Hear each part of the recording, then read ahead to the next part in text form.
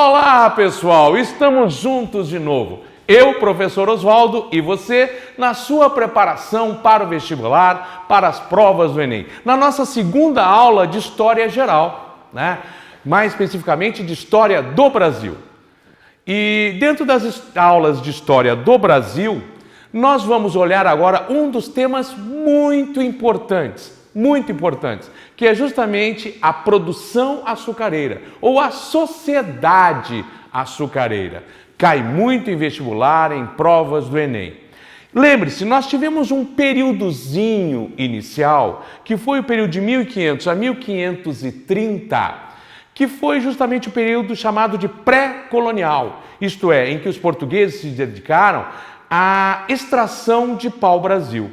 Depois, preocupados com a invasão de outros países ao território da colônia, principalmente da França, anote aí, lembra-se, estamos fazendo uma revisãozinha, você teve o português se voltando à colonização, efetivamente, da colônia, do Brasil. E a partir daí, a opção para fazer gerar lucros nesta colônia foi justamente a produção de açúcar, que os portugueses já tinham se dado muito bem em algumas regiões da África, na Ilha da Madeira, e resolveram produzir açúcar aqui também. E deu maravilhosamente, deu muito bem, produzia muito bem, principalmente no nosso Nordeste. Então vamos dar uma olhadinha agora em como funcionou, nessa nossa aula de História do Brasil, como funcionou efetivamente essa produção de açúcar. Vamos lá? Dá uma olhadinha comigo. Primeiro, os itens que nós vamos observar. Primeiro, economia e produção açucareira, e também nessa sociedade vamos ver a própria sociedade colonial. Certo? Vamos lá. Então veja, como funcionou a economia colonial? Lembre-se, nós estávamos num período em que estava no auge o chamado mercantilismo, as práticas mercantilistas para o enriquecimento do Estado. E entre estas práticas mercantilistas, nós tínhamos justamente o colonialismo e o monopólio, porque uma forma de enriquecer o Estado nesse período foi justamente a exploração das colônias. A exploração das colônias como um grande empreendimento comercial, que foi justamente ao que os portugueses se voltaram. Bem, dentro desse princípio, vamos ver aqui as principais características de como é a ideia de colonialismo e monopólio. E esta ideia, ela se aplica exatamente no princípio da exploração, dentro do chamado pacto colonial. Como é que funcionava esse pacto colonial? Através da exclusividade de comércio entre a metrópole e a colônia. Vem cá comigo, vamos entender isso. Vem cá. Você tem do lado de cá a colônia, certo? E do outro lado você tem a metrópole. Olha aí o slide. Bem, a metrópole, tudo que ela tivesse para vender, ela venderia para a colônia, ao preço que a metrópole quisesse vender. E a colônia teria que comprar, se quisesse ter o produto. Tudo que a colônia tinha para vender, ela tinha que vender para a metrópole, ao preço que a metrópole quisesse comprar. Este era chamado pacto colonial, a exclusividade de comércio a que a colônia era obrigada em relação à metrópole. Ora, vem comigo aqui, pelo amor de Deus, com uma exclusividade dessas, em que você tem um cliente que só pode comprar de você ao preço que você quer vender, e ao mesmo tempo você tem um fornecedor que só pode fornecer para você pelo preço que você quiser comprar, leva a mal. Até português ganha dinheiro assim, malandro, não tem como. E foi efetivamente o que aconteceu no nosso período colonial. Mas vamos mais para frente, vamos seguindo as características, vamos lá. Dentro disso também, nós temos a produção açucareira propriamente dita. E como funcionou essa produção açucareira no Brasil? Vamos olhar? A produção açucareira no Brasil caracterizou-se por, primeiro, grandes propriedades, os chamados latifúndios, mão de obra escrava e monocultura de exportação, isto é, o único produto para exportar. Essas características nós podemos também chamar juntas de plantation. Vem comigo, vem comigo, vem comigo. Por que plantation? Porque assim, esse tipo de prática, onde você tem o grande latifúndio, onde você tem a mão de obra escrava e onde você tem a monocultura, também foi um tipo de produção utilizada no sul dos Estados Unidos, na parte sul dos Estados Unidos. E lá ganhou o nome de plantation. Então, anota aí, toda vez que você ler ou ouvir a palavra plantation, estiver na sua prova a palavra plantation, ela envolve o quê? Latifúndio, mão de obra escrava e monocultura. Beleza? Esse nome se adotou por conta que foi o tipo de produção também que tivemos nas colônias do sul dos Estados Unidos. Vamos lá? Vamos caracterizar mais um pouquinho e quais foram os fatores determinantes para essa produção no Brasil. O tipo de solo e clima extremamente favorável, a experiência portuguesa já em outros lugares, como eu comentei com você, por exemplo, na Ilha da Madeira, o interesse do mercado consumidor europeu, que comprava muito açúcar, e o financiamento holandês. Vem comigo, olha aqui, que importante. Lembre-se, quem entrou de sócio de Portugal nessa produção de açúcar no Brasil? Justamente a Holanda. A Holanda entrou de sócia nesse esquema. E aí o que ela fazia? Era ela que transportava e ela que vendia na Europa.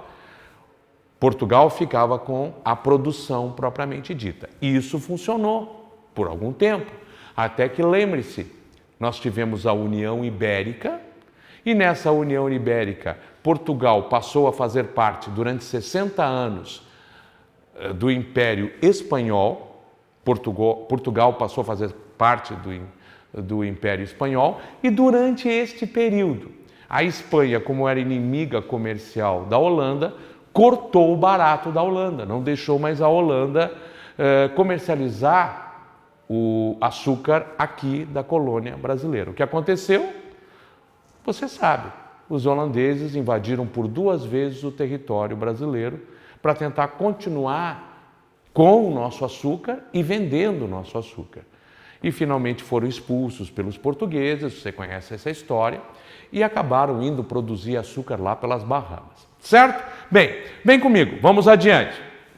A partir daí, vamos para o nosso próximo tema, a sociedade colonial.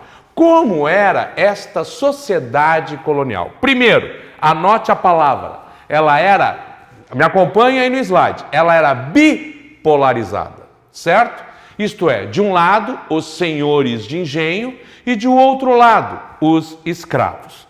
Mas claro que você deve entender uma coisinha importante, tá? É lógico que esses senhores brancos, digamos assim, estava dividido em 2 brancos, vamos supor, né? No senhor de engenhos, o nobre senhor de engenhos, rico proprietário de engenhos, certo?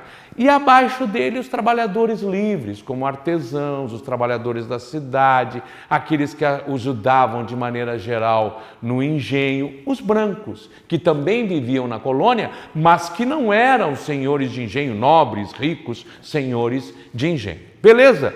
E de outro lado, vem comigo aqui, os escravos. Mas esses escravos também, por favor, perceba, eles estavam subdivididos em vários tipos de escravos. Porque você, quando ouve a palavra escravo, no que você pensa? O escravo trabalhando na lavoura, trabalhando no campo, né? Mas não era só esse tipo de escravo que existia. É lógico que não. Nós ficamos com uma noção muito pequena nesse sentido. Você tinha o escravo que trabalhava na produção do açúcar? Ah, claro que sim. Mas você também tinha o escravo que trabalhava dentro da casa do senhor, né? Por exemplo, a cozinheira, outros e tal. Você tinha escravos, por exemplo, que trabalhavam nas obras públicas das cidades.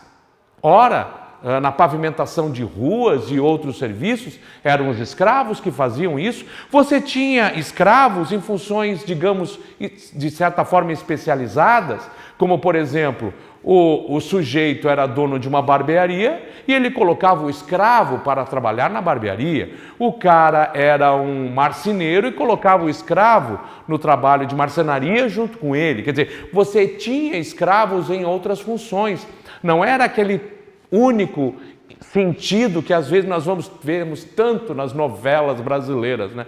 Que aí é outro fiasco, mas vamos tocar adiante. Bem, mas você tinha escravos nas mais variadas formas de trabalhos. Por exemplo, anota aí, o escravo de ganho, muito importante, já esteve em vestibular. O que é o escravo de ganho? Era o escravo que o dono dele produzia doces, salgados e colocava na mão desses escravos para eles venderem na rua. Ao final do dia, né? Ele recolhia o escravo, mas recolhia o ganho que o escravo teve vendendo também, os salgados, os doces. E aí, claro, para motivar um pouquinho a mais o escravo a continuar trabalhando, ele deixava o escravo ficar com um pouquinho do que ele lucrou, para que ele pudesse um dia, quem sabe, comprar a alforria dele, a libertação dele. É lógico que ele deixava muito pouco, porque a intenção dele não era perder o escravo, não era que o escravo acabasse comprando sua alforria, mas mesmo assim ele deixava algum dinheirinho com o escravo para que ele se motivasse a vender bastante. É lógico, quando você vai à Bahia, por exemplo, ou você que está na Bahia, quando você vê aquelas senhoras vendendo doces, por exemplo, lá no Pelourinho, no centro de Salvador, justamente são resquícios dessa cultura antiga dos escravos de ganho. Beleza? Vamos adiante? Vamos lá. A partir daí, aqui nós temos uma representação artística de como era um engenho, né? Uma fazenda de engenho. Lembrando, né, essas fazendas de engenho, aonde você tinha a casa grande, onde vivia o senhor de engenho e sua família. Aqui nós temos a produção, a fábrica de açúcar propriamente dito, o engenho propriamente dito, certo? Aqui do outro lado a senzala, aonde moravam os escravos. Então a divisão mais básica. Também poderia ter uma capela, né? Uma capela que estava próxima à casa onde o senhor de engenho ia com a sua família e tal. Mas perceba uma coisa muito importante. Não eram todos os senhores de engenho que tinham a fábrica propriamente dita de açúcar. Alguns só produziam açúcar e mandavam para este que tinha a fábrica propriamente dita. Esse era o mais rico, o mais importante. Os outros produziam, mandavam para ele e ele produzia o açúcar que depois iria para a Europa. Joia?